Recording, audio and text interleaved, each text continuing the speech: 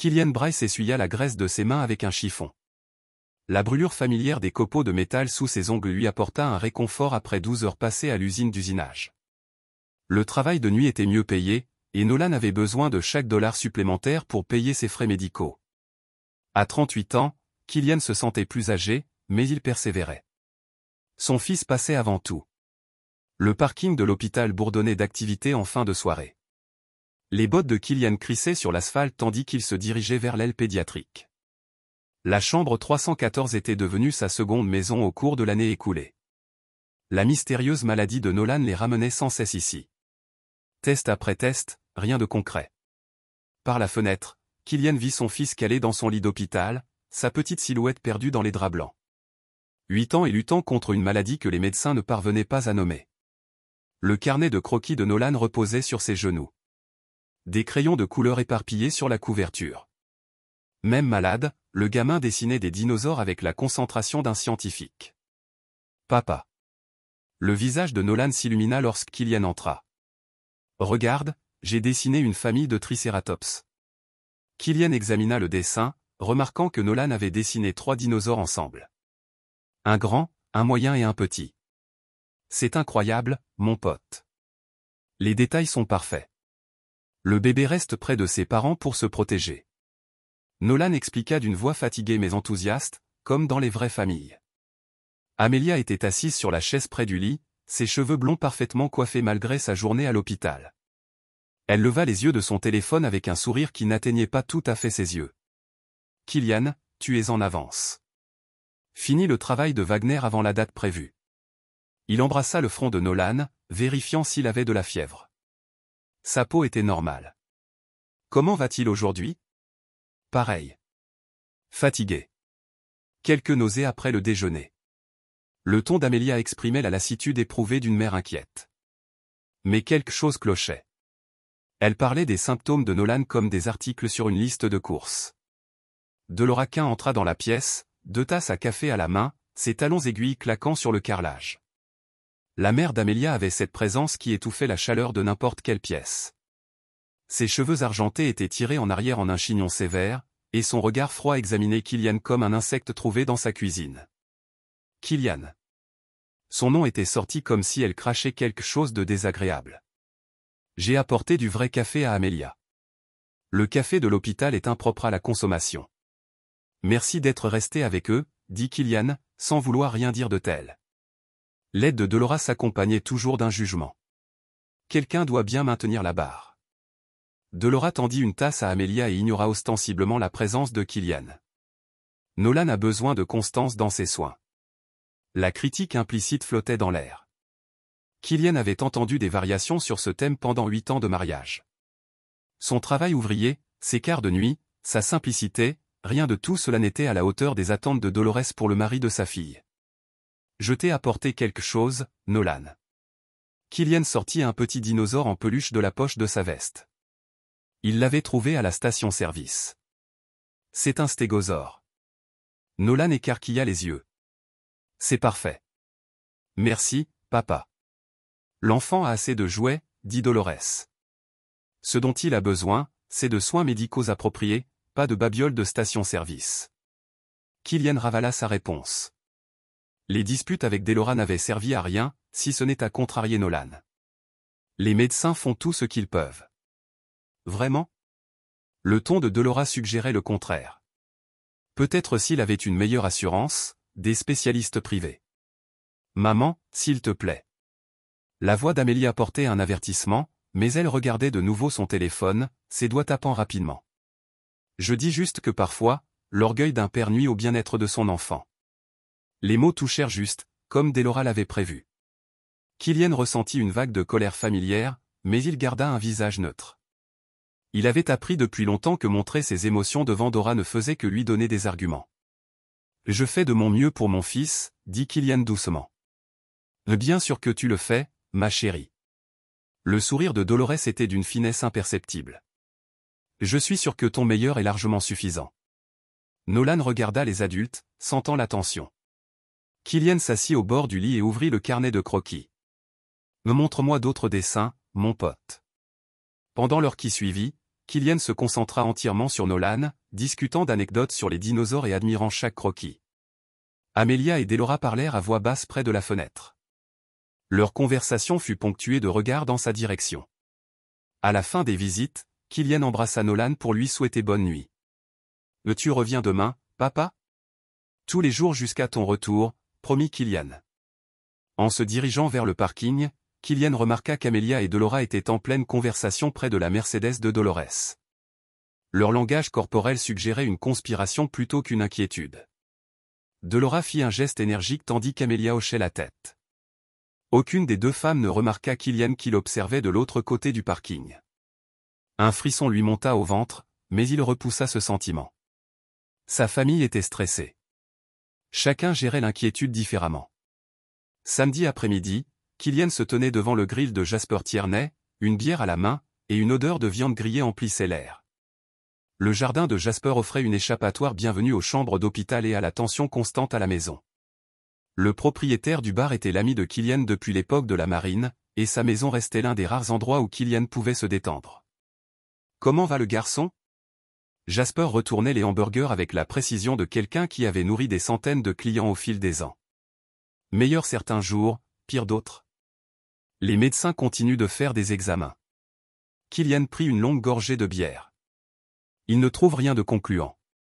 Les enfants sont coriaces. Il se remettra. Kylian hocha la tête, même si le doute le perçait. La maladie de Nolan ne suivait aucun schéma précis. Les bons jours se mêlaient aux mauvais, d'une manière qui n'avait aucun sens médical. Les symptômes apparaissaient et disparaissaient comme si quelqu'un les contrôlait. « Papa, regarde. » Nolan traversa le jardin en courant, un avion en mousse à la main. Malgré son récent séjour à l'hôpital, il semblait plein d'énergie aujourd'hui. Oncle Jasper m'a montré comment le faire voler en boucle. C'est super, mon pote. Kylian sourit en voyant l'enthousiasme de son fils. Ces moments de normalité étaient précieux. Amelia était assise à la table du patio avec deux autres épouses, son rire résonnant à travers le jardin. Elle portait une robe d'été qui mettait sa silhouette en valeur et un maquillage soigné. Delora occupait la chaise à côté d'elle, portant suffisamment de bijoux pour s'acheter une petite voiture.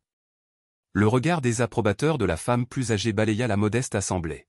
« Je ne comprends pas pourquoi Amelia insiste pour ces réunions, » dit Dolores d'une voix aiguë adressée à Carrie. « Ce sont sûrement des cercles sociaux plus appropriés. » L'une des autres épouses s'agita, mal à l'aise.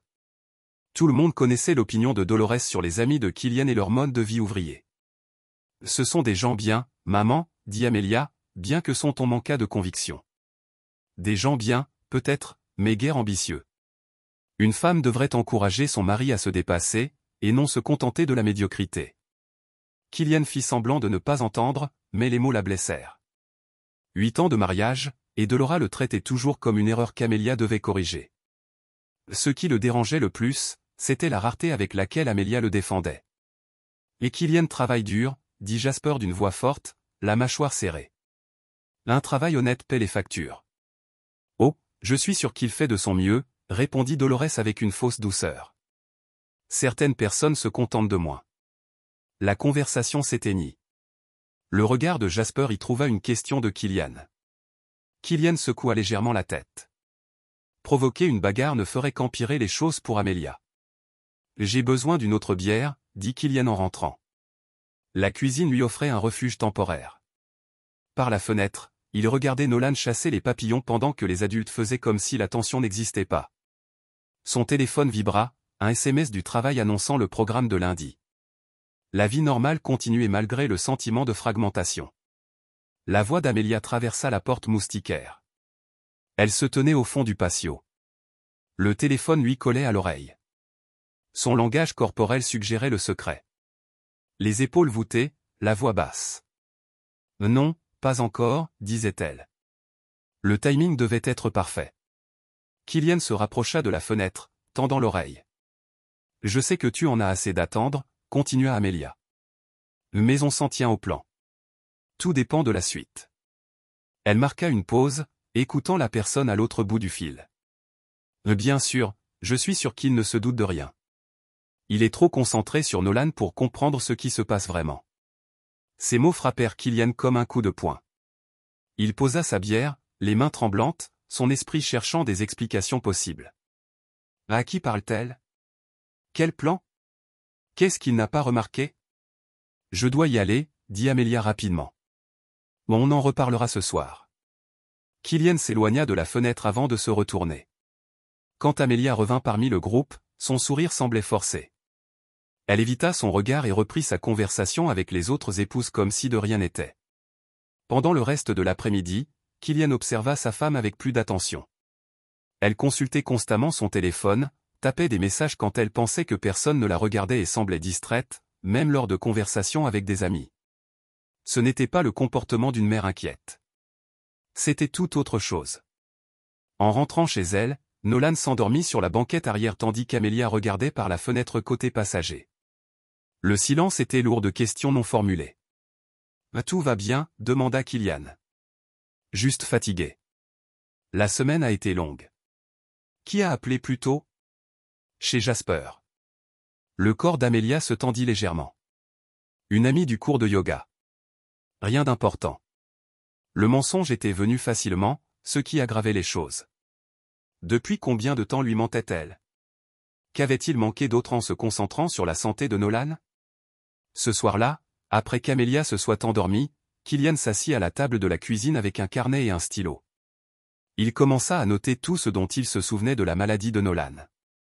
Date, symptômes, médicaments, visite à l'hôpital, des schémas pourraient émerger s'il étudiait la chronologie avec suffisamment d'attention. La première entrée était, jour 1. Nolan se plaignit de maux d'estomac après le dîner. Amelia lui donna des médicaments pour enfants. La douleur persistait. 3 pages plus tard, Kylian fixait ses notes avec un malaise croissant. Les symptômes de Nolan apparaissaient souvent après les repas qu'Amelia préparait seule. Ils s'aggravaient les jours où Delora aidait à garder les enfants. Ils s'amélioraient pendant les jours de congé de Kylian, où il supervisait tout personnellement. La corrélation ne prouvait pas de causalité, mais le schéma était indéniable. Son fils devenait plus malade lorsque certaines personnes avaient accès à sa nourriture et à ses médicaments. Des personnes qui prétendaient l'aimer le plus. Kylian ferma le carnet et alla se coucher, mais le sommeil ne venait pas. Demain, il commencerait à prêter plus attention à tout. Si ses soupçons étaient erronés, il se sentirait stupide, mais soulagé. S'ils étaient fondés. Il ne pouvait pas aller au bout de cette pensée. Pas encore. Le couloir de l'hôpital était plus calme à 22h30. La plupart des visiteurs étaient partis depuis longtemps. Kylian était resté tard à l'usine, terminant une commande urgente, et un hochement de tête coupable lui adressa un signe de tête en s'approchant de la chambre de Nolan. Son fils avait été réadmis le matin même après un nouvel épisode de symptômes mystérieux. Des rires résonnèrent dans la lumière de la pièce. Des rires désinvoltes qui semblaient déplacés compte tenu des circonstances. Kylian s'arrêta devant la porte entr'ouverte, déconcerté par le ton. Quand un enfant était suffisamment malade pour être hospitalisé, rire semblait déplacé. Ce sera bientôt fini. La voix de Delora résonna clairement à travers l'espace. Kylian se figea. Quelque chose dans son ton lui glaça le sang. Pas la voix d'une grand-mère inquiète, mais quelque chose de calculateur et de froid. Tant que personne ne le découvre, répondit Amelia d'une voix tout aussi désinvolte. Les mots frappèrent Kylian comme un coup de massue. Ses genoux faillirent céder lorsqu'il comprit pleinement le sous-entendu. Il parlait de la maladie de Nolan comme d'un projet avec un objectif, quelque chose qu'il contrôlait. Les mains tremblantes, Kylian sortit son téléphone et commença à enregistrer. L'appareil lui semblait étranger sous ses doigts tremblants, mais il réussit à activer l'enregistreur vocal au moment où Delora reprit la parole. Le garçon est plus coriace que prévu, mais les enfants sont résilients. Encore un peu de patience. Et hop. La voix d'Amelia se réduisit à un murmure. Quelqu'un pourrait entendre. Qui? Ton mari est au travail et les infirmières sont occupées. On a notre intimité. Je n'aime toujours pas en parler ici. Tu t'inquiètes trop. Il ne se doute de rien. Trop occupé à jouer les pères dévoués pour voir ce qui se passe sous ses yeux. Le cœur de Kylian battait fort contre ses côtes. Le téléphone continuait d'enregistrer tandis que son monde s'effondrait autour de lui. Ses femmes, sa femme et sa belle-mère, discutaient de la possibilité de faire du mal à son fils avec l'indifférence désinvolte de la planification d'un menu. Le timing doit être parfait, dit Amelia. Mais si on va trop vite, je sais ce que je fais, interrompit Delora. Je préparais ça depuis avant que tu ne l'épouses. Le garçon n'a jamais fait partie de l'équation. Maman, c'est toujours mon fils. C'est un obstacle, rien de plus. Kylian se mordit le poing pour ne pas crier. Son instinct lui criait de franchir cette porte et de les déchirer à main nue. Mais quelque chose de plus profond, de plus froid, le retenait.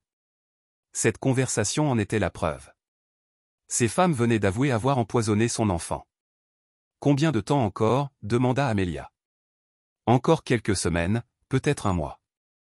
Ça dépend de sa résistance et de la façon dont tu suivras les instructions. Et tu es sûr que tu ne pourras pas le retrouver. Crois-moi, quand tout sera fini, tu auras tout ce que tu désirais, la liberté, l'argent et un nouveau départ. Plus besoin de faire semblant d'aimer cet homme simple et sa vie banale. Ces mots étaient plus profonds que n'importe quelle blessure physique. 8 ans de mariage, 8 ans à croire en leur amour, 8 ans à travailler jusqu'à l'épuisement pour subvenir aux besoins de sa famille, tout cela n'était qu'un mensonge. Amelia avait planifié sa destruction depuis le début. Parfois, je me demande s'il n'y avait pas d'autre solution, dit Amelia doucement. Il n'y en avait pas. Il ne t'aurait jamais donné ce que tu méritais. Comme ça, tu auras l'argent de l'assurance, la maison, tout. Tucker s'assurera que le dossier médical indique des causes naturelles. Tucker. Ce nom ne disait rien à Kylian, mais il l'a classé. Un autre conspirateur dans l'enfer qu'ils ont créé. Je devrais aller voir comment il va, dit Amelia. M'assurer qu'il dort. Kylian entendit du mouvement dans la chambre. Il rangea rapidement son téléphone dans sa poche et remonta le couloir, faisant semblant de sortir de l'ascenseur. Lorsqu'il tourna au coin, Amelia sortait de la chambre de Nolan. Kylian. Elle semblait sincèrement surprise. Tu es en retard ce soir. Longue journée au magasin. Il étudia son visage, cherchant des signes du monstre qu'il venait d'entendre. Mais Amelia ressemblait à la femme qu'il avait épousée. Belle, inquiète, fatiguée de s'occuper de leur enfant malade. Comment dort-il maintenant? Il avait eu un après-midi difficile, mais les médecins avaient ajusté son traitement. Chaque mot lui semblait empoisonné. Elle parlait des souffrances de Nolan avec une inquiétude si particulière, sans jamais révéler quelle en était la cause. Je vais juste le surveiller, dit Kylian. Bien sûr. Dora était assise à côté du lit de Nolan, lisant un magazine. Elle leva les yeux lorsque Kylian entra, son expression prenant sa désapprobation habituelle. Tu es vraiment en retard, dit-elle. L'enfant a réclamé après toi à plusieurs reprises. Le travail débordait. Kylian s'approcha du lit, le cœur brisé à la vue du visage pâle de son fils. Nolan paraissait si petit, si vulnérable. Depuis combien de temps es-tu là? Toute la journée. Quelqu'un doit veiller à ce que des soins appropriés soient prodigués. La critique implicite était claire. Il manquait à son devoir de père en travaillant pour payer ces mêmes soins. Kylian s'assit sur la chaise en face de Delora, scrutant son visage, cherchant des signes du mal qu'il avait perçu dans sa voix quelques minutes plus tôt, mais elle semblait être exactement ce qu'elle avait toujours été, une femme froide et critique qui pensait que sa fille s'était mariée avec un homme inférieur à son rang. Les médecins semblent optimistes, continua Delora. Ils pensent être proches d'un diagnostic. Des mensonges. Que des mensonges. Ils savaient exactement ce qui n'allait pas chez Nolan, car ils en étaient la cause. Bonne nouvelle. Kylian réussit. Oui, bientôt ce cauchemar sera terminé et Nolan pourra retrouver une vie normale. Normale. Ce mot avait désormais un poids terrible. Kylian comprit que la version de la normalité de Delora n'incluait pas la vie de Nolan. Pendant 1 heure, il resta assis avec son fils, tandis que les deux femmes continuaient leur numéro. Amelia lui apporta du café et lui demanda comment s'était passée sa journée. Delora fit des remarques acerbes sur l'état de l'hôpital et l'arrivée tardive de Kylian. Ils jouèrent leur rôle à la perfection, sans jamais révéler les monstres qui se cachaient. À la fin des visites, Kylian embrassa le front de Nolan et murmura « Papa s'occupe de tout ». Le garçon remua légèrement, mais ne se réveilla pas. Kylian mémorisa son visage, ses traits doux, ses longs cils, ses petites mains qui dessinaient des dinosaures avec tant de soin. Quoi qu'il en coûte, quoi qu'il fasse, son fils survivrait à cette épreuve.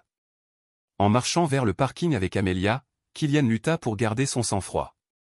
Sa femme raconta sa journée d'une voix chaleureuse et aimante, la même qui avait froidement évoqué le meurtre de son fils 20 minutes plus tôt.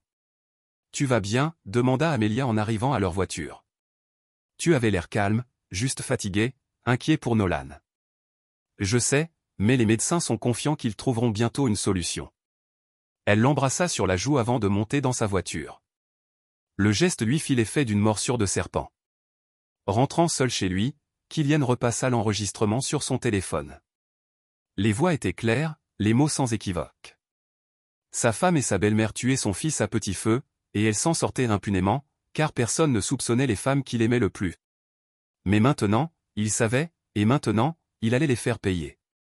Kylian était assis dans son atelier, dans son garage, à 3 heures du matin, l'enregistrement résonnant dans ses écouteurs une douzaine de fois. Chaque mot lui semblait comme un couteau qui lui tordait la poitrine. Mais il se força à écouter encore et encore, jusqu'à ce que le choc cède la place à quelque chose de plus froid et de plus utile. Une rage tempérée par le calcul. 8 ans dans les marines lui avaient appris la patience. 12 ans comme machiniste lui avaient appris la précision. Ces 2 compétences lui seraient utiles maintenant qu'il ouvrait un nouveau carnet et commençait à tout noter. Heure, date, conversation, schéma de la maladie de Nolan. L'épreuve était circonstancielle, mais accablante dans leur ensemble. Nolan tomba malade après des repas préparés par Amelia. Ses symptômes s'aggravèrent lors de ses jours prolongés auprès de Delora. Le mystérieux Tucker, vraisemblablement un professionnel de la santé, était impliqué dans la dissimulation de leurs traces. L'enregistrement téléphonique était un début, mais insuffisant. Il lui fallait davantage de preuves et comprendre leur plan dans son intégralité. Plus important encore, il devait assurer la sécurité de Nolan pendant qu'il rassemblait les preuves de leur culpabilité. Kylian sortit son ordinateur portable et commença à rechercher des poisons à action lente susceptibles de simuler une maladie chronique. Des symptômes correspondant aux méthodes d'analyse des dossiers médicaux de Nolan, difficiles à détecter par des analyses sanguines standards. La liste était plus courte qu'il ne l'avait prévu, mais suffisamment longue pour nécessiter l'aide d'un professionnel afin d'identifier Down. Il avait un plan. La première étape consistait à protéger Nolan sans alerter les conspirateurs. Kylian se fit porter malade au travail et se rendit à l'hôpital tôt, arrivant avant le début officiel des visites. L'infirmière de nuit le reconnut et le laissa entrer dans la chambre de Nolan. Son fils était réveillé, fixant le plafond avec une expression apathique devenue trop familière. « Papa, tu es en avance. Impossible de dormir. J'ai pensé qu'on pourrait prendre le petit déjeuner ensemble. » Le visage de Nolan s'est légèrement éclairci. La nourriture de l'hôpital est infecte. J'ai apporté quelque chose de mieux.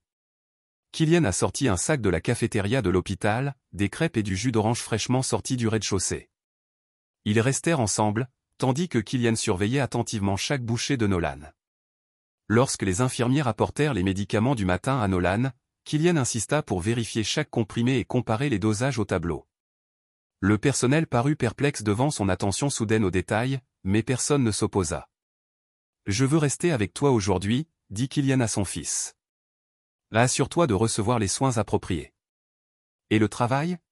« Tu es plus important que le travail. » Amelia arriva 1 heure plus tard. La surprise se lisait sur son visage en trouvant Kylian toujours là.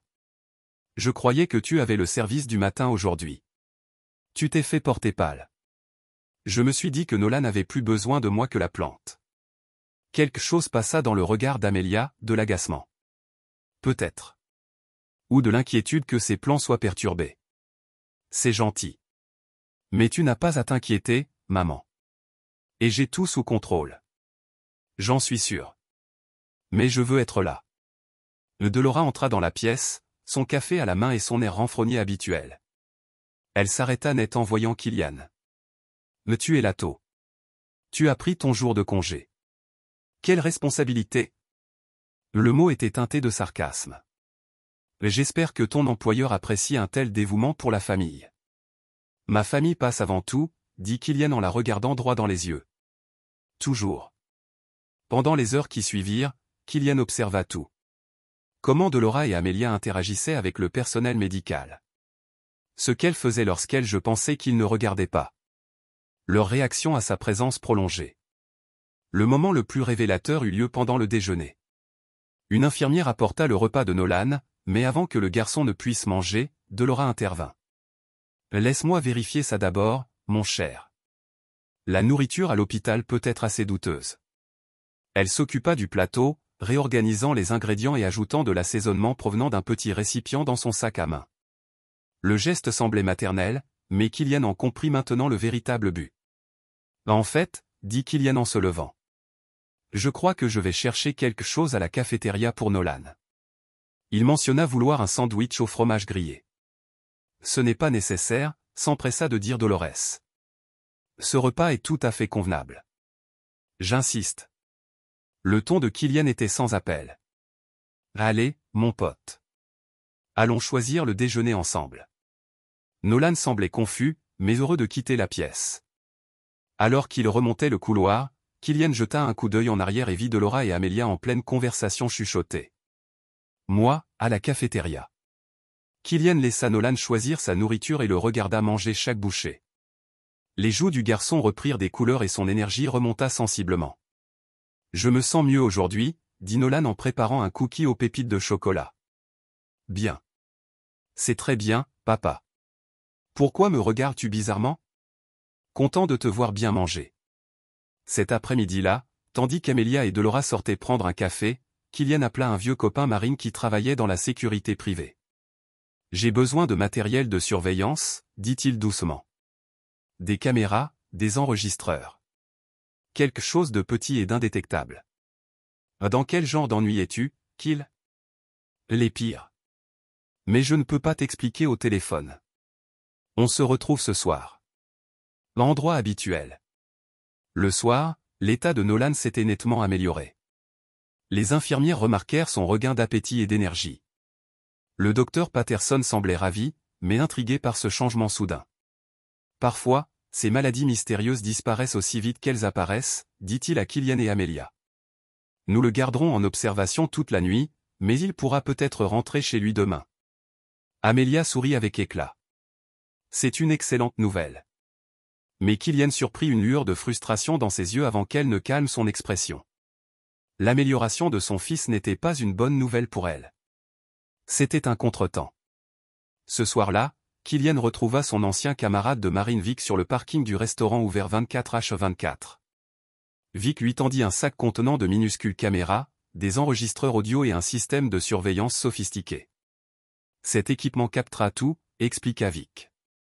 Audio, vidéo, détection de mouvement. Vous pouvez tout surveiller depuis votre téléphone. Que vous dois-je? Offrez-moi le petit déjeuner et dites-moi ce qui se passe vraiment. Autour d'un café et deux. Kylian expliqua tout. La maladie mystérieuse, là il avait entendu une conversation, ses soupçons grandissant. Vic écoutait sans porter de jugement.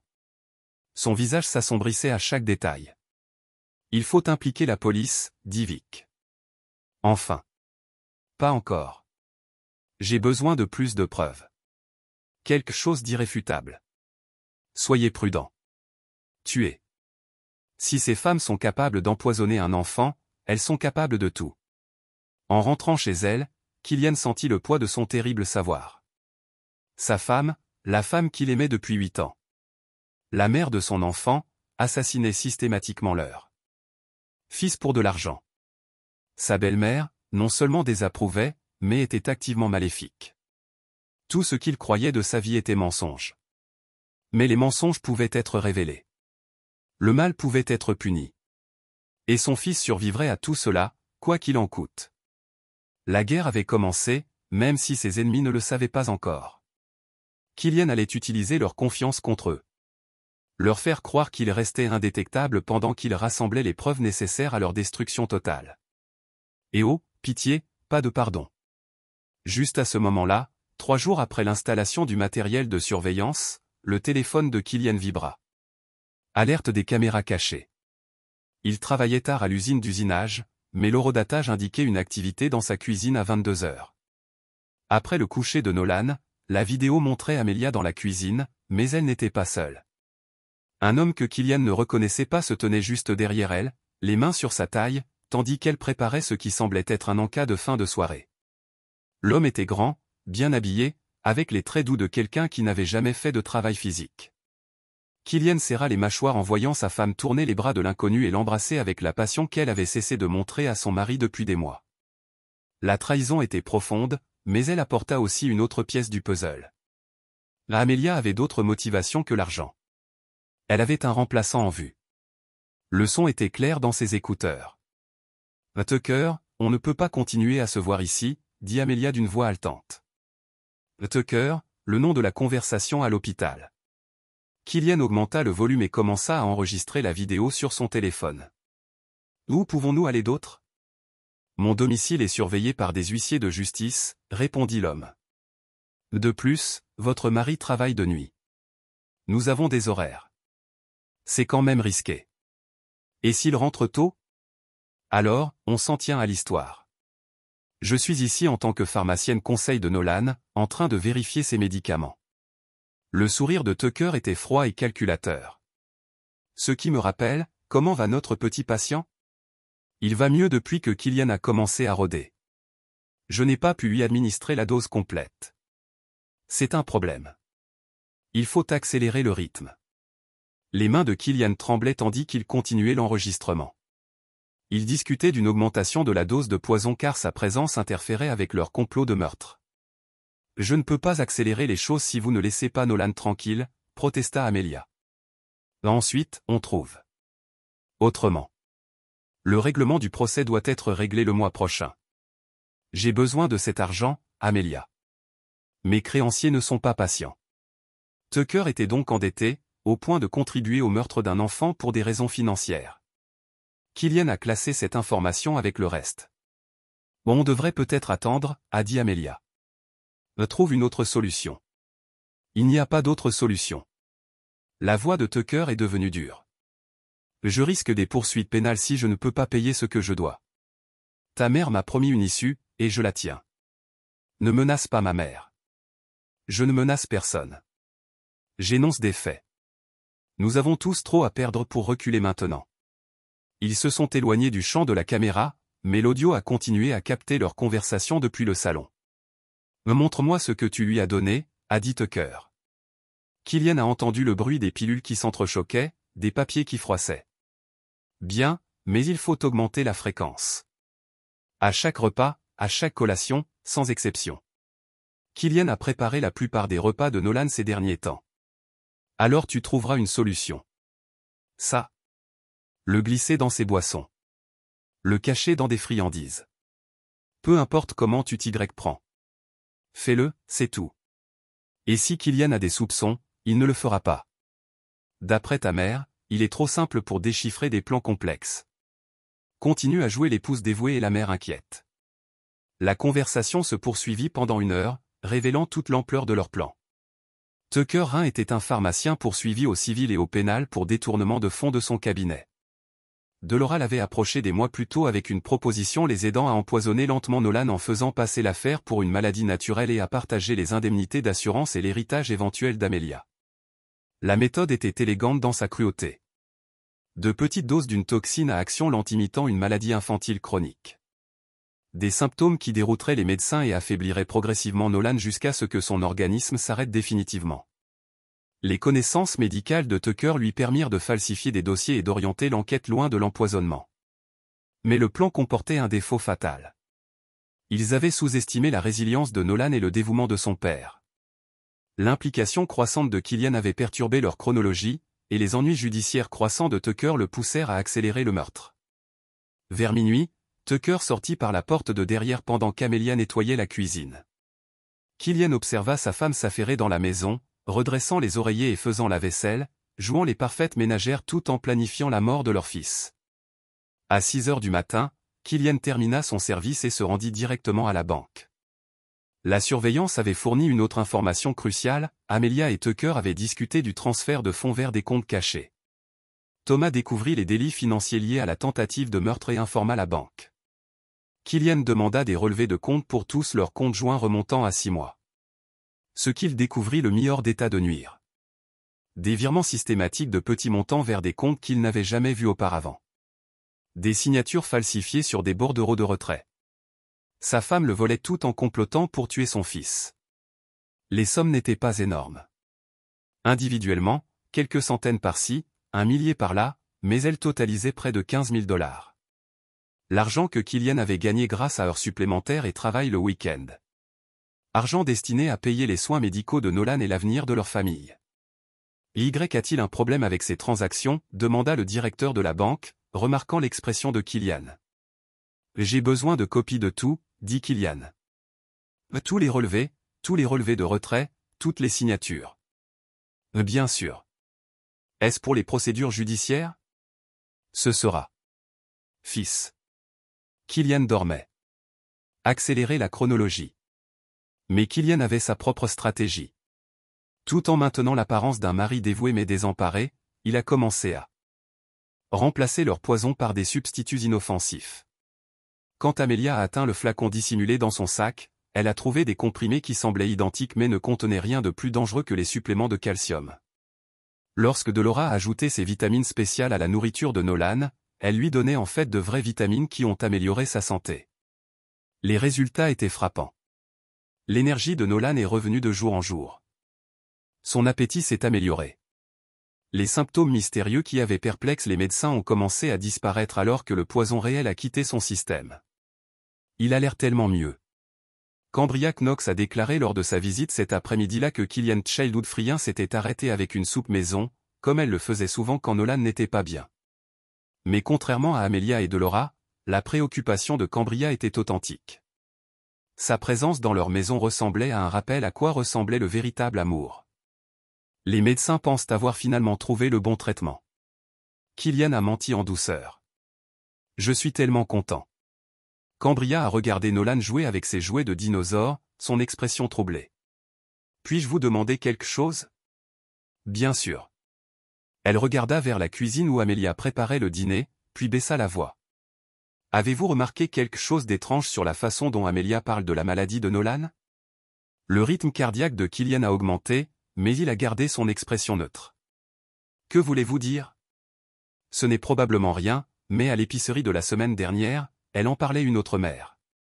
La plupart des parents deviennent émotionnels pour discuter des problèmes de santé de leur enfant, mais Amelia semblait presque clinique, comme si elle décrivait l'enfant de quelqu'un d'autre. L'observation a coupé directement à la vérité. Kylian avait remarqué la même déconnexion qu'Amelia se préoccupait lorsque d'autres regardaient, mais manquait d'émotions brutes d'une mère vraiment inquiète. Elle a géré le stress différemment de moi. Dit soigneusement Kylian. C'est peut-être ça. Cambria n'avait pas l'air convaincu. Je te connais juste depuis que nous étions enfants. Kyl. Tu es un bon père. Si quelqu'un ne peut aider personne à traverser ceci, c'est vous. Merci, Cam.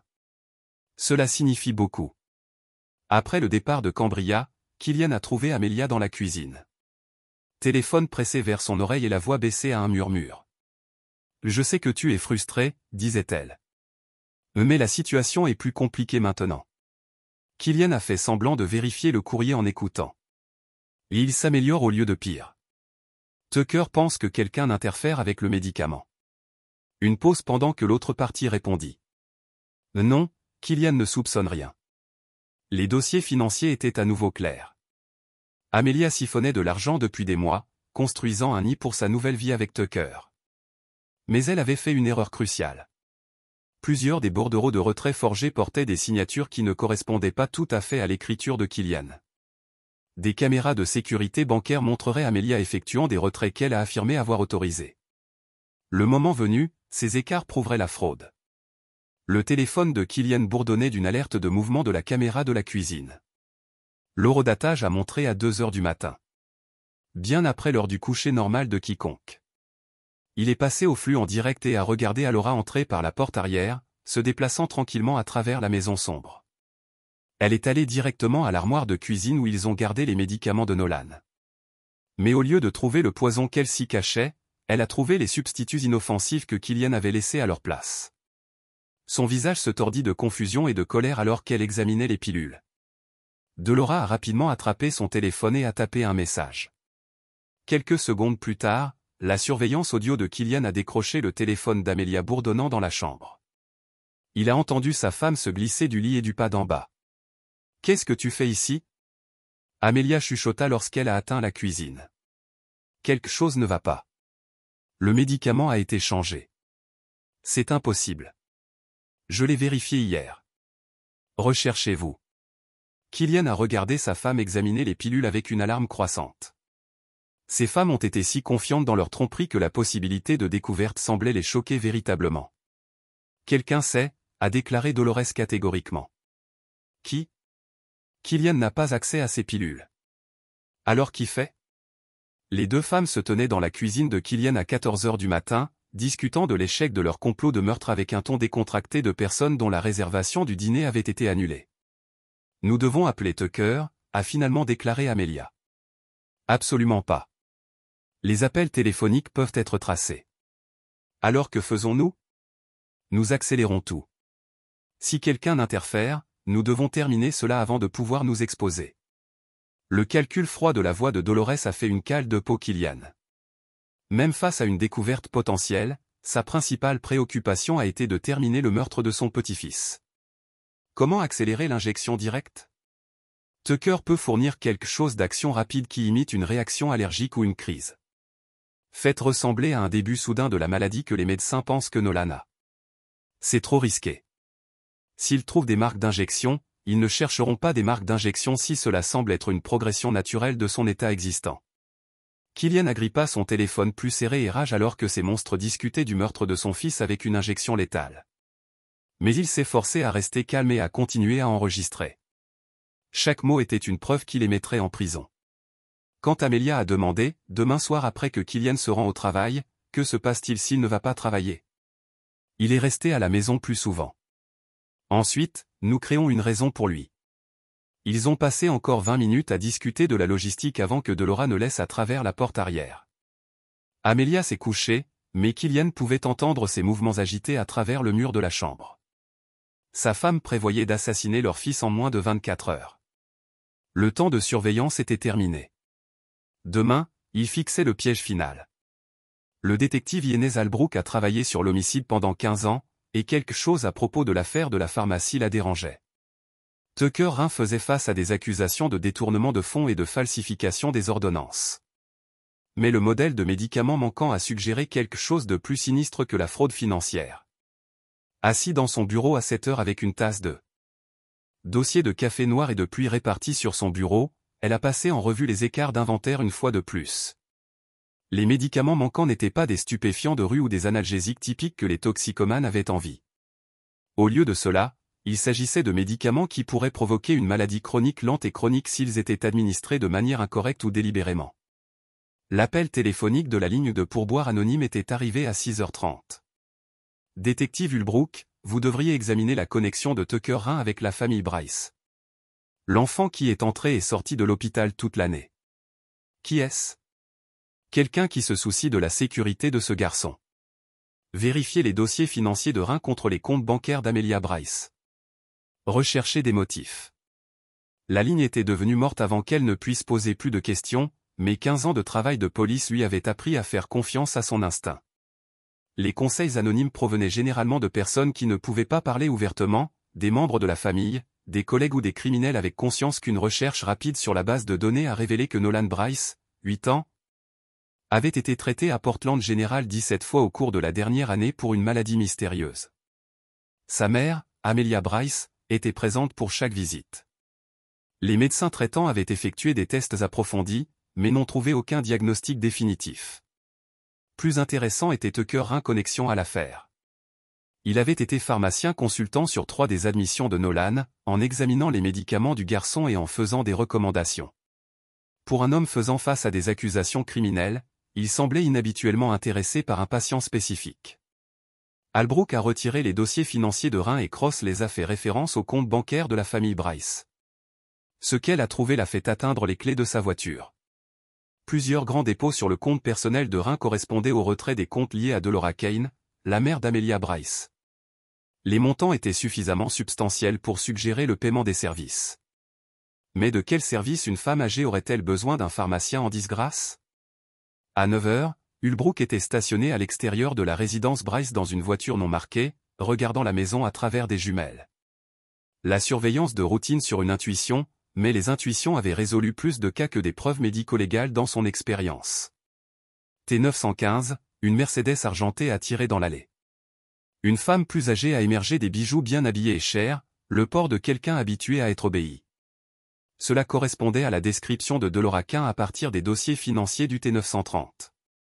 Une jeune femme blonde a quitté la maison avec un garçon qui semblait avoir environ 8 ans. L'enfant avait l'air plus sain que son dossier médical l'a suggéré, marchant avec de l'énergie et transportant un sac à dos décoré de dinosaures. Albert a commencé son moteur et a suivi à distance alors que la femme, probablement Amelia Bryce, s'est rendue à l'hôpital général de Portland. Le comportement du garçon était celui d'un enfant normal qui allait pour un bilan de routine. Pas quelqu'un souffrant de maladie chronique. Dans le parking de l'hôpital, Albrook se positionne où elle pouvait observer l'arrivée de la famille. Elle a vu Amelia Bryce interagir avec son fils, notant le langage corporel de la femme et les expressions faciales.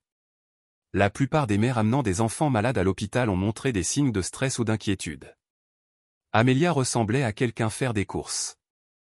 Les instincts d'investigation qui avaient fait du succès Albrook ont chuchoté que quelque chose n'allait pas dans la famille Bryce.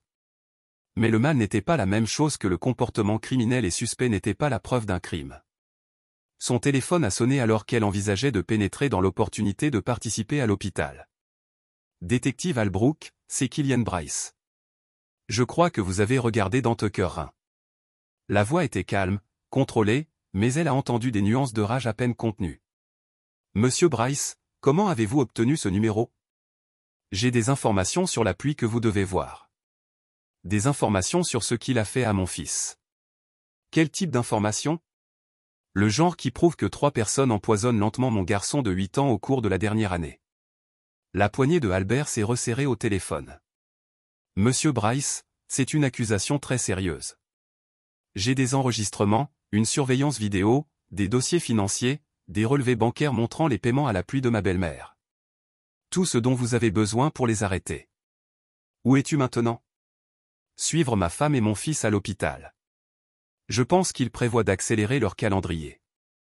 Mon fils pourrait être en danger immédiat. Albrook se déplaçait déjà vers l'entrée de l'hôpital.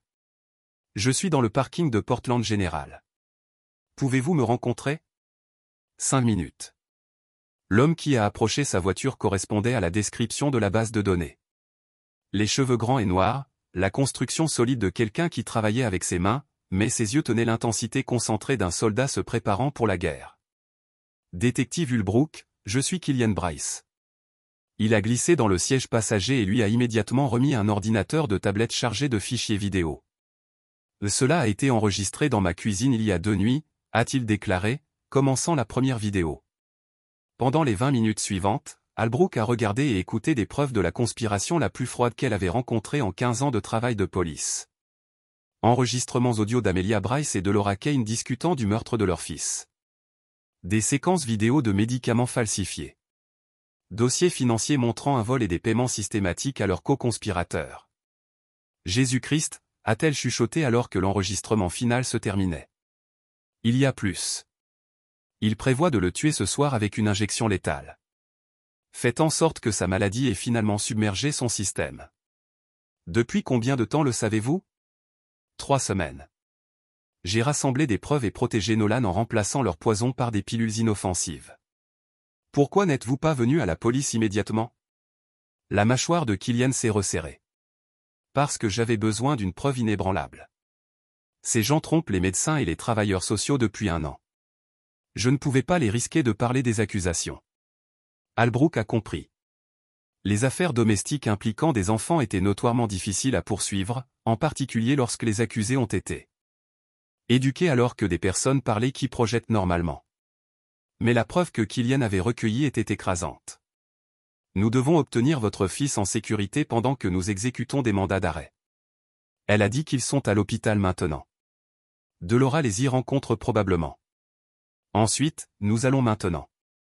Mais monsieur Bryce, lorsque nous effectuons des arrestations, vous ne pouvez pas être impliqué dans une confrontation.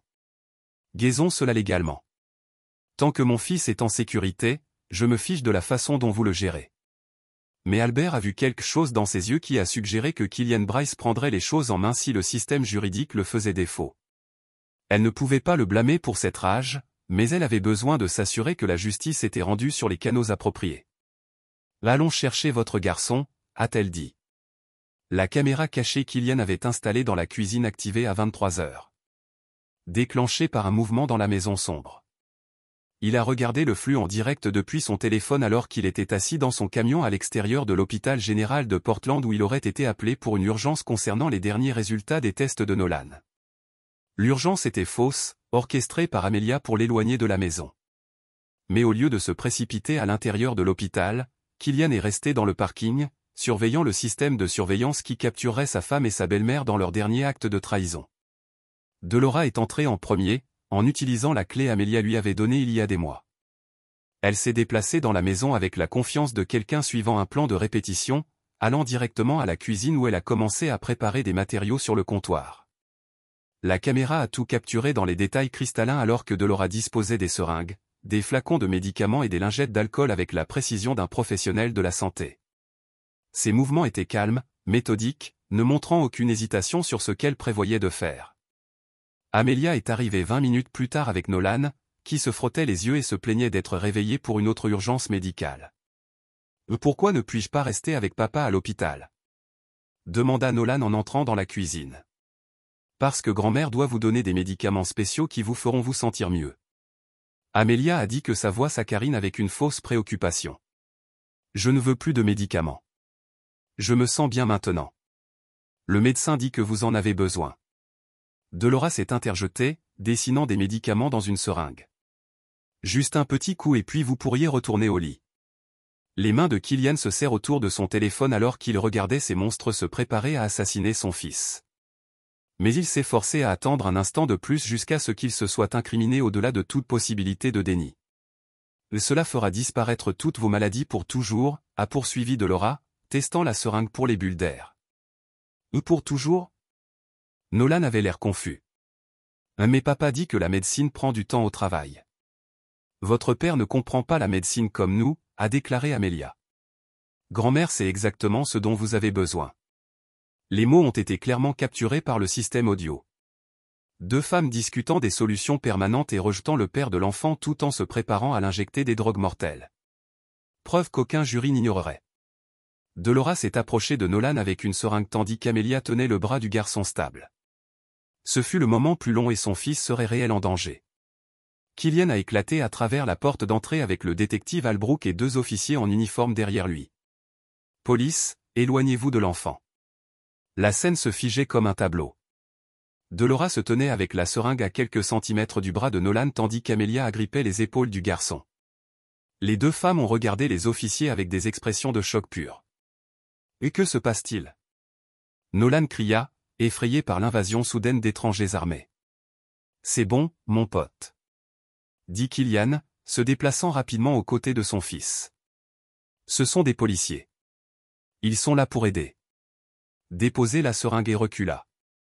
Albrook a ordonné que son arme tire, mais a pointé vers le haut du visage de Delora à traverser plusieurs surprises émotionnelles, la colère et enfin le calcul du froid. « Officier, j'administre des médicaments prescrits à mon petit-fils. Il s'agit d'une urgence médicale. Madame, nous avons un mandat pour votre arrestation pour complot en vue de commettre un meurtre, une tentative de meurtre et une mise en danger des enfants. » C'est ridicule, Amelia a bafouillé. Nous prenons soin d'un enfant malade. Officier, mon mari a été formidable. Enregistrez-le. Albrook interrompit. Nous avons vu les images de surveillance. Nous connaissons Tucker Run. Nous avons vos dossiers financiers montrant les paiements pour les services rendus. La couleur s'est coulée du visage d'Amelia alors que la portée complète de leur exposition est devenue claire. Je veux voir mon avocat, a déclaré Dolores catégoriquement, déposant la seringue. Vous aurez cette opportunité en ce moment. Vous êtes en état d'arrestation. Alors que les policiers emménageaient avec des menottes, Amelia se tourna vers Killian avec désespoir dans ses yeux. « Le tuer, tu ne comprends pas, Nolan était vraiment malade. Nous essayons de l'aider. »« Je comprends parfaitement, » a déclaré Killian, sa voix glacée. « Je vous enregistre depuis 3 semaines. Je vous ai entendu discuter du meurtre de notre fils. Je t'ai regardé voler de l'argent à nos comptes. Je connais Tucker et votre affaire et l'argent de l'assurance que vous prévoyiez de collecter. » Le masque d'innocence d'Amelia a finalement craqué. « Vous bâtards. Vous nous installez. Vous vous installez. Je viens de fournir la corde. » Delora a maintenu son sang-froid alors même que les menottes cliquaient en place. « Vous n'avez aucune idée de ce que vous avez fait, Killian. Aucune idée de ce que cela vous coûtera. La seule chose que cela va me coûter est une femme et une belle-mère qui essaient de tuer mon fils pour de l'argent. Alors que les policiers les conduisaient, Amelia a crié des accusations et des menaces tandis que Dolora marchait dans un silence digne. Aucune des deux femmes n'a montré un moment de préoccupation pour Nolan, qui a regardé la procédure avec de grands yeux confus. « Papa, pourquoi arrête-t-il maman et grand-mère » Killian s'est agenouillé à côté de son fils, choisissant soigneusement ses paroles. Parfois, les adultes font de très mauvais choix. Les policiers sont là pour vous assurer de rester en sécurité. Suis-je en sécurité maintenant? Oui, mon pote. Vous êtes en sécurité maintenant. Détective Hall s'approchait lorsque les voitures d'escouade s'éloignaient. Nous aurons besoin de déclarations détaillées de la part de vous deux, et nous voulons que votre fils soit examiné par les médecins pour confirmer l'empoisonnement et documenter les effets durables. Quoi qu'il en soit, Killian a dit, assurez-vous simplement qu'ils ne s'approchent plus de lui. Avec les preuves que vous avez fournies, ils risqueront de graves prisons, mais Monsieur Bryce, il y aura un procès. Votre fils peut avoir un témoignage sur ce qu'il a vécu. Killian baissa les yeux sur Nolan, qui montrait déjà des signes de récupération maintenant que le poison était hors de son système. Il est plus fort qu'il ne le pensait. Nous le sommes tous les deux. Le dernier morceau du plan de Killian avait parfaitement fonctionné. En permettant au complot de procéder au point de tentative de meurtre, il avait créé des preuves irréfutables de leur culpabilité. Les images de surveillance ont montré une intention claire de tuer. Les dossiers financiers ont prouvé le motif. Le témoignage de plusieurs témoins scellerait leur sort. Tucker Rhin a été arrêté dans son appartement 2 heures plus tard, pris avec suffisamment de substances contrôlées pour ajouter des accusations de trafic de drogue à ses crimes existants. Sa coopération avec les autorités serait dénuée de sens. Les preuves contre les 3 conspirateurs étaient écrasantes que Killian a ramené Nolan chez lui du poste de police. Son fils s'est endormi sur le siège passager, épuisé par les événements de la nuit. Pour la première fois depuis des mois, le garçon avait l'air paisible, ne combattant plus de poison dans son système ou ressentant les intentions meurtrières des personnes qui prétendaient l'aimer. La maison était différente lorsqu'elle est arrivée plus propre d'une manière ou d'une autre, comme si le retrait des conspirateurs avait purgé une présence toxique de leur vie. Killian a transporté Nolan dans sa chambre et l'a glissé, promettant d'être là quand il s'est réveillé dans la cuisine. Killian a rassemblé les seringues et les flacons de médicaments que la police avait laissés comme preuve. L'étiquette a montré de puissants sédatifs et des médicaments cardiaques qui auraient arrêté le cœur de Nolan en quelques minutes. Sa femme et sa belle-mère avaient prévu d'injecter à son fils des médicaments qui provoqueraient une défaillance des organes immédiats, mais ils avaient échoué. Leur arrogance et leur hypothèse que Killian était trop simple pour découvrir leur complot avaient conduit à leur destruction. Chaque conversation qu'ils avaient eue en se croyant non observée avait été enregistrée. Chaque transaction financière qu'ils avaient effectuée en pensant à eux-mêmes avait été documentée. Maintenant, ils devraient faire face à la justice et Nolan serait enfin en sécurité. La salle d'audience s'est sentie stérile sous des lumières fluorescentes alors que Killian a pris la position du témoin pour son 3e jour de témoignage. 6 mois s'étaient écoulés depuis les arrestations et le procès était devenu une sensation médiatique. 3 accusés, une mère, une grand-mère et un pharmacien ont accusé d'avoir comploté pour assassiner un garçon de 8 ans pour de l'argent d'assurance. Le procureur Janet Mills s'est approché du stand du témoin avec une tablette contenant les images de surveillance. « Monsieur Bryce, je veux que vous regardiez cette vidéo enregistrée dans votre cuisine le soir des arrestations. Pouvez-vous identifier les voix que nous entendons ?» La salle d'audience est restée silencieuse alors que l'audio jouait à travers les haut-parleurs. La voix de Dolora froide et calculant. « Cela fera disparaître toutes vos maladies pour toujours. » La voix d'Amelia rassurant son fils tout en se préparant à le tuer. « Grand-mère, c'est exactement ce dont vous avez besoin. » Killian a regardé les visages du jury alors qu'ils entendaient sa femme et sa belle-mère discuter du meurtre de son fils avec le ton décontracté de personnes planifiant un menu de dîner. Plusieurs jurés avaient l'air physiquement malades. « Monsieur Bryce, comment vous avez-vous ressenti lorsque vous avez entendu ces mots parler à votre fils comme si je regardais des étrangers ?» répondit Killian, sa voix stable malgré la rage qui brûlait encore dans sa poitrine. L'affaire de l'accusation était écrasante. 3 semaines de séquences de surveillance montrant une intoxication systématique. Enregistrements audio des discussions de complot. Dossier financier prouvant les paiements entre les co-conspirateurs. Témoignage médical confirmant que les symptômes de Nolan correspondaient à une intoxication plutôt qu'à une maladie naturelle. Un médecin Patricia Vance, le toxicologue qui a analysé les échantillons de sang de Nolan, a prononcé des témoignages dévastateurs. Les niveaux de carbamazépine et de lithium dans le système de l'enfant étaient cohérents avec l'empoisonnement chronique sur plusieurs mois. Ces médicaments, lorsqu'ils sont donnés à quelqu'un qui n'en ont pas besoin, provoquent exactement les symptômes que M. Nolan Bryce a ressentis. Tucker Rain avait tenté de coopérer avec les procureurs en échange d'une peine réduite, mais son témoignage n'a fait que renforcer l'affaire contre les 3 défendeurs. Sa situation financière désespérée a fourni un motif clair. Alors que ses connaissances médicales ont expliqué comment ils avaient presque réussi leur complot. Delora Kane m'a approché il y a environ 6 mois. Il a témoigné de la pluie, sa voix à peine audible. Elle a dit que sa fille était piégée dans un mariage malheureux et avait besoin d'une issue. Elle a proposé de me payer de l'argent substantiel pour aider à la faire. Le petit-fils semble chroniquement malade. A-t-elle précisé quel serait l'objectif final de cette maladie? Demanda Mills. Elle a dit que la mort du garçon résoudrait plusieurs problèmes. L'argent de l'assurance, les problèmes de garde et la liberté pour sa fille pour commencer une nouvelle vie.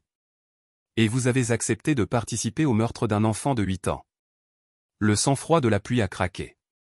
Je devais de l'argent aux personnes dangereuses. Je faisais face à une peine de prison de toute façon. Elle a fait ressembler une procédure médicale, pas un meurtre. La défense tente de dépeindre les défendeurs alors que les membres concernés de la famille concernée se sont effondrés sous le contrôle. Des images de surveillance ont montré qu'Amelia et Delora discutaient de la mort de Nolan avec excitation plutôt que de chagrin. Les dossiers financiers ont révélé qu'ils avaient déjà commencé à planifier comment dépenser le paiement de l'assurance. Le plus accablant était la propre voix de Delora, enregistrée clairement lorsqu'elle préparait l'injection létale. Cela fera disparaître toutes vos maladies pour toujours. Quand Amelia a pris position dans sa propre défense, sa performance était magistrale mais peu convaincante. Elle pleurait en décrivant son amour pour Nolan, sa dévotion à ses soins, son choc d'être accusée de tels crimes horribles. « Je ne blesserai jamais mon fils », sanglota-t-elle. « Il est tout pour moi. » Mais le procureur Mills était prêt avec des preuves contradictoires. « Madame Bryce, si Nolan était tout pour vous, pourquoi transfériez-vous secrètement de l'argent sur des comptes cachés pendant qu'il était hospitalisé? J'épargnais pour ses soins médicaux. Économisez-vous pour ses soins médicaux lorsque vous avez dit à Tucker Rain que votre mari était trop simple pour remarquer ce que vous faisiez? Trop concentré sur Nolan pour remarquer ce qui se passe vraiment. » Dans la salle d'audience, Amelia regarda le sol tandis que ses propres mots la condamnaient. Delora n'a jamais pris position. Son avocat l'a conseillé, sachant que ces conversations enregistrées ont révélé un niveau de calcul du froid qui horrifierait tout jury.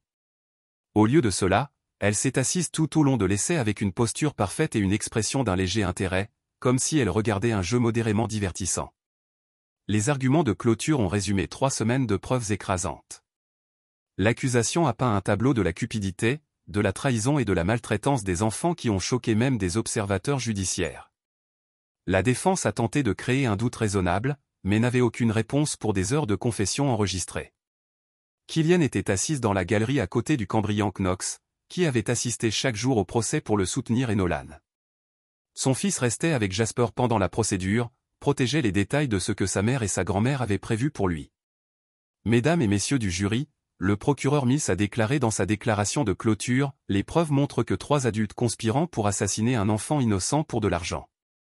Ils l'ont empoisonné lentement, systématiquement tout en faisant semblant de fournir des soins médicaux. Ils ont volé son père tout en planifiant ses funérailles. Elle s'arrêta, laissant les mots s'enfoncer. Mais ils échouent parce qu'une personne a refusé d'abandonner cet enfant. Killian Bryce soupçonnait, a enquêté et a rassemblé les preuves qui ont sauvé la vie de son fils. Les accusés parient que l'amour d'un père le aveugle à leur crime. Ils avaient tort. Le jury a délibéré pendant moins de 4 heures. Coupable sur tous les chefs d'accusation. Les mots ont fait écho dans la salle d'audience alors que le juge Morrison lisait les verdicts. Amelia Bryce, coupable de tentative de meurtre, de complot, de fraude et de mise en danger des enfants. Delora Kane, coupable d'accusations identiques. Tucker Rain, coupable de complot en vue de commettre un meurtre, une faute médicale, une fraude et un trafic de drogue. Killian n'a ressenti aucune satisfaction pour le moment, seulement un soulagement que la justice ait été rendue. Derrière lui. Il a entendu la famille d'Amelia pleurer de proches qui croyaient véritablement en son innocence jusqu'à ce qu'il soit confronté à des preuves écrasantes de sa culpabilité.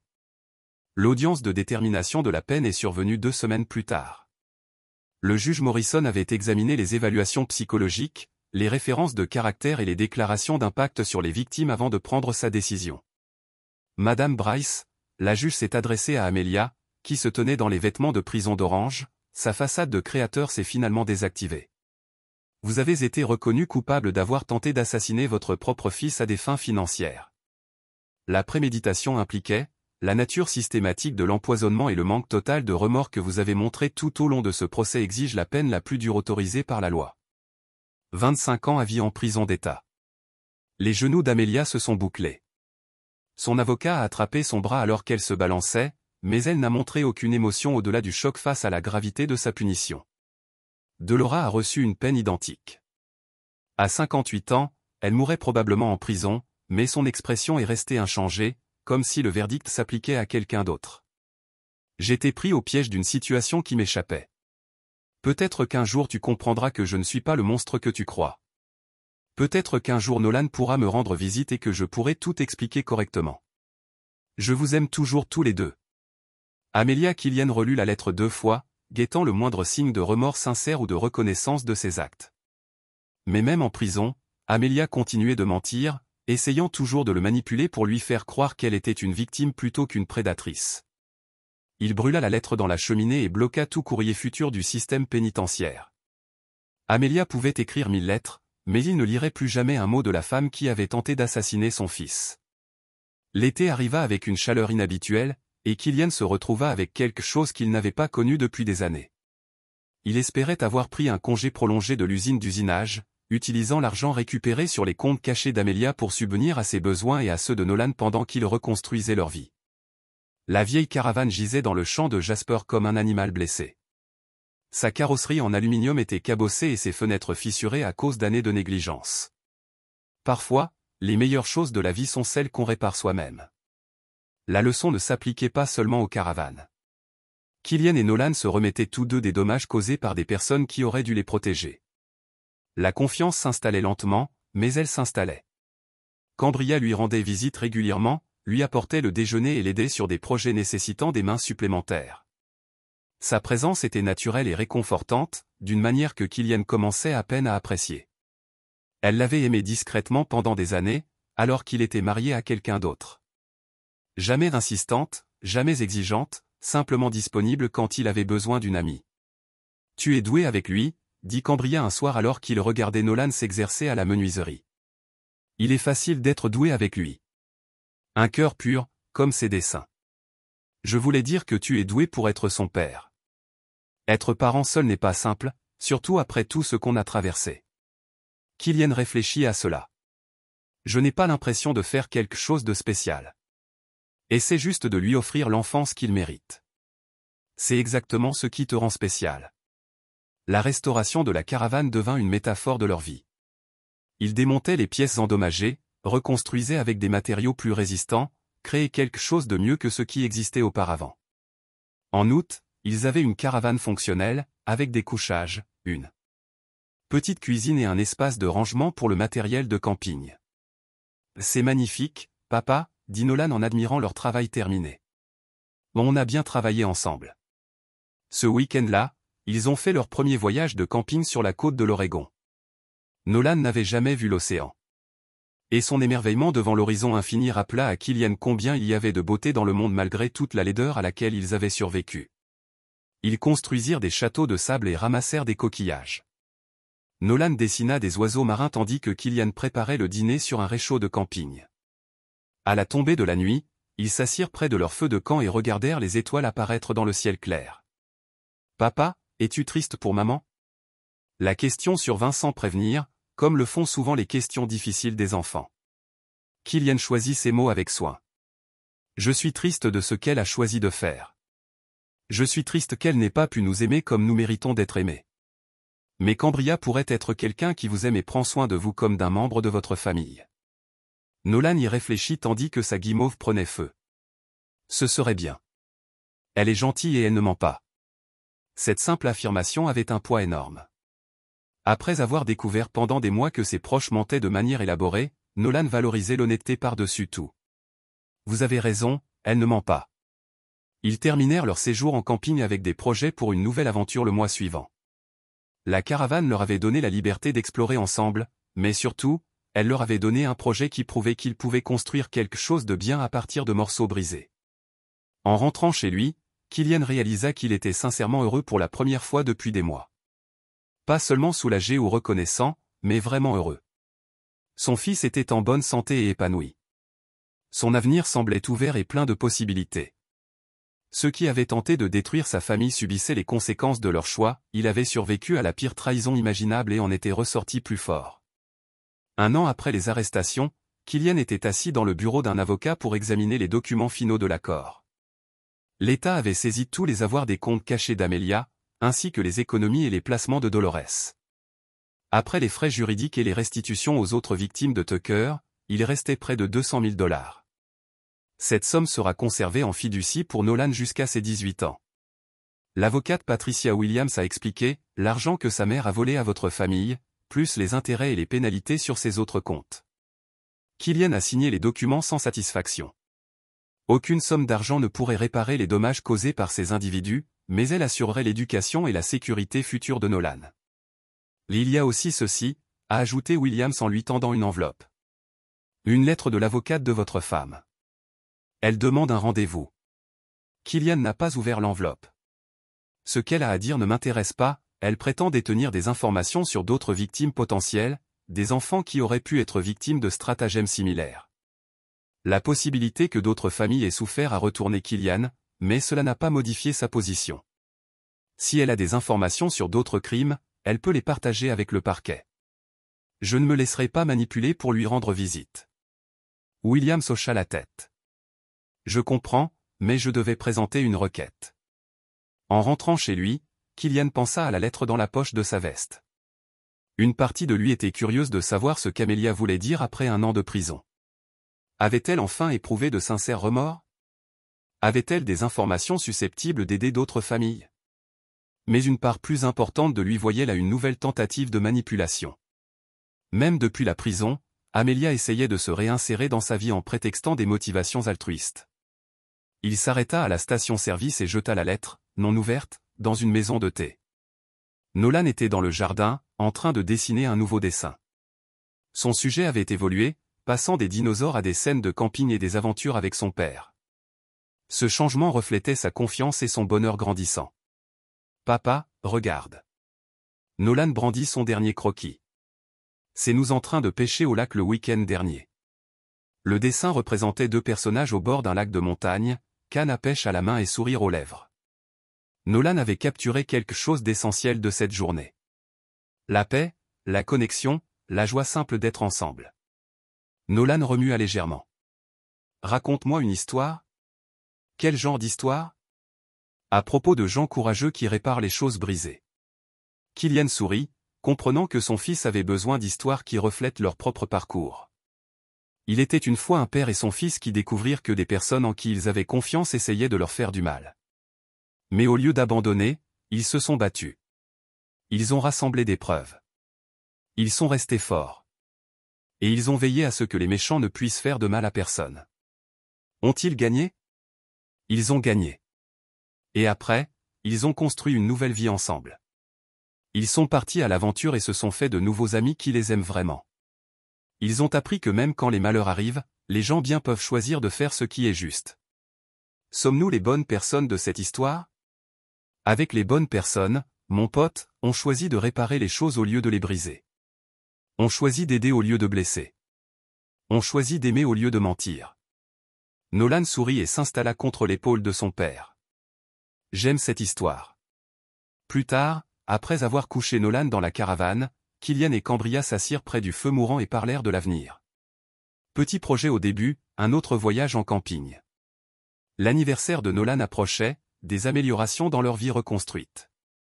As-tu pensé à ce que tu feras quand l'attention médiatique se sera complètement dissipée ? Demanda Cambria. Le procès avait bénéficié d'une couverture nationale, et Kylian avait reçu des demandes d'interviews de programmes d'information et de réalisateurs de documentaires. Il les avait toutes refusées, voulant protéger la vie privée de Nolan et éviter de revivre leur cauchemar en public. « Je veux aider d'autres familles, dit Kylian. Des enfants blessés par des personnes qui devraient les protéger.